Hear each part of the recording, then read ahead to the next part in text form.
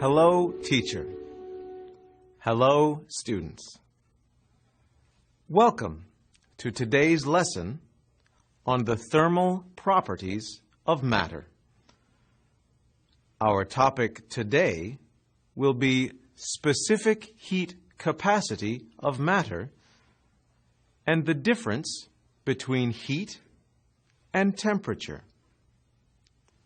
Let us begin. Students, we must begin by making a few distinctions about the definitions we will use in this unit. Let us begin with an activity you can do with another student. What is the difference between heat and temperature? Please take a few minutes to try this now. Students, let's get ready. Begin.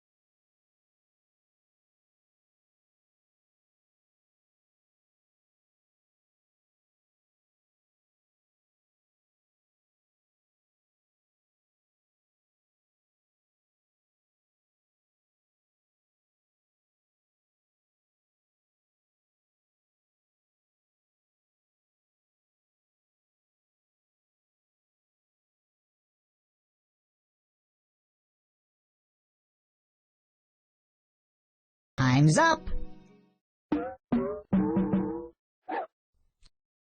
Let's get back to our lesson. Hello again, students. This question may have seemed easy at first, but you may have found it to be more difficult than you originally thought. Heat is a form of energy which we measure in joules. It travels from areas of high temperature to low temperature. This energy causes the molecules of a substance to move faster and generate kinetic energy. This kinetic energy causes the particles to move, and when a heated body is placed next to a cold body, the energy is transferred from one to the other. Thus, the internal energy of the warm body is balanced with the cold body. Temperature is a physical property of matter that quantitatively expresses the notions of hot and cold. Consider this example. On one side, we have a small tube of water suspended over a flame. On the other side, we have a beaker which holds considerably more water over a flame of the same heat. Let us assume these flames are at 100 degrees Celsius. The tube of water starts to rise in temperature quickly as heat energy is transferred to it, and eventually it starts to boil. The heat energy transferred to the beaker on the left is not enough to raise its temperature, since there is a significantly larger body of water inside. Thus, while the heat is the same in both the tube and the beaker, the degree of heat energy is different. Students, let us do another activity to refresh ourselves on what we know. What is specific heat capacity? Please take some time and write down your answer. Students, let's get ready. Begin.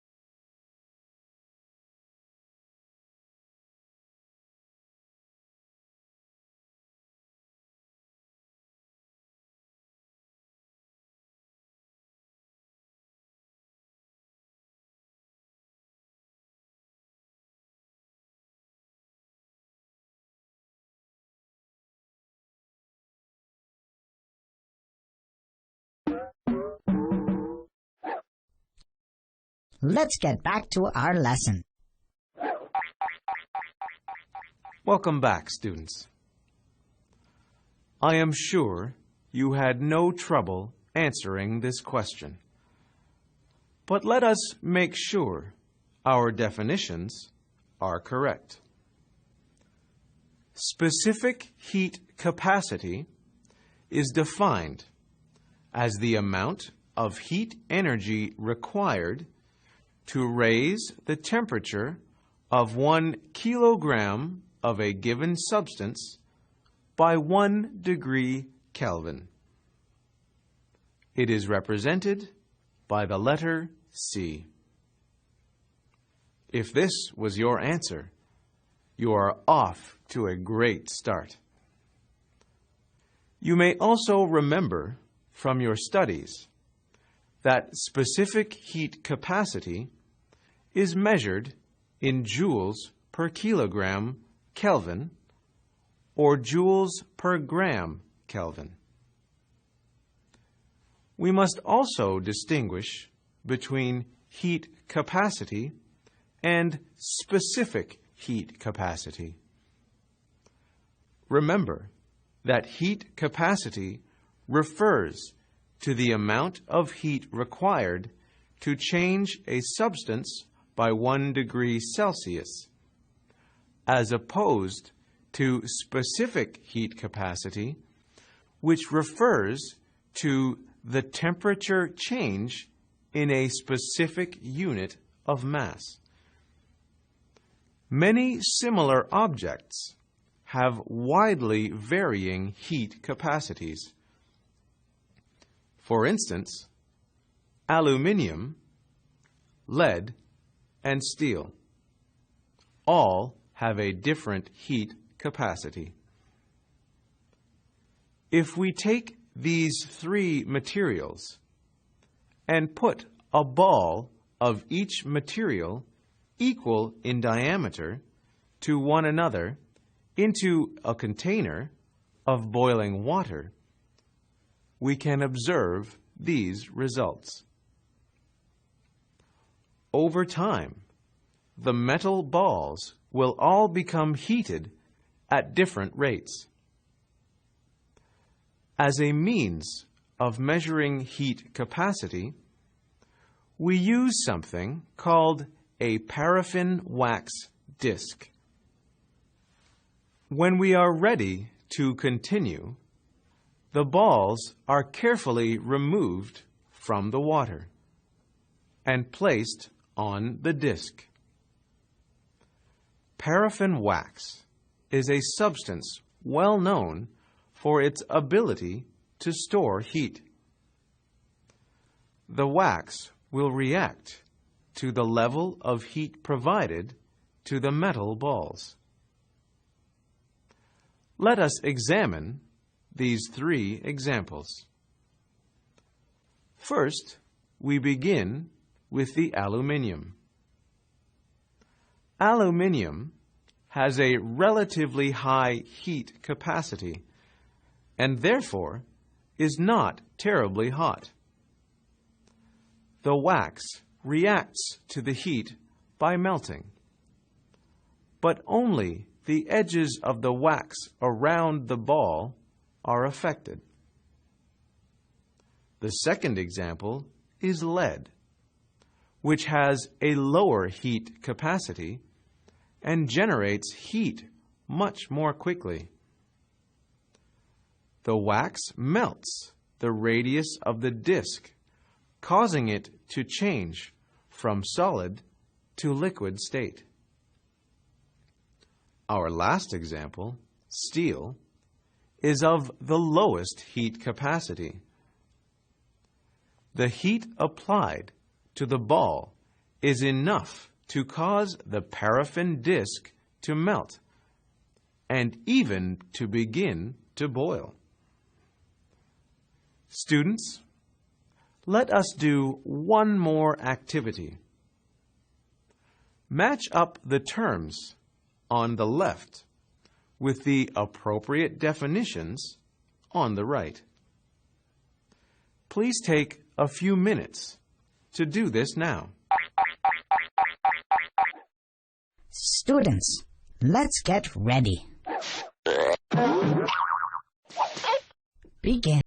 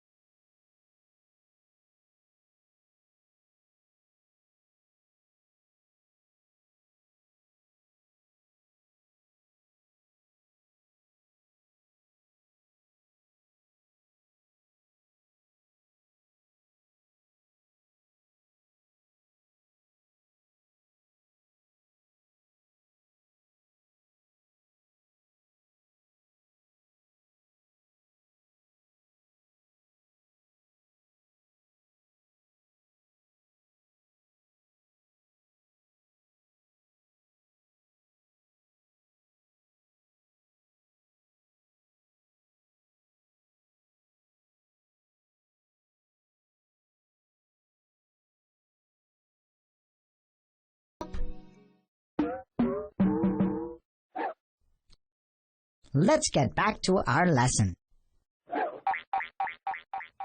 Welcome back, students. Let us match up the terms with their definitions. Specific heat capacity is the amount of heat required to change a specific unit of mass by 1 degree Celsius. Temperature is the average total heat energy of particles of matter.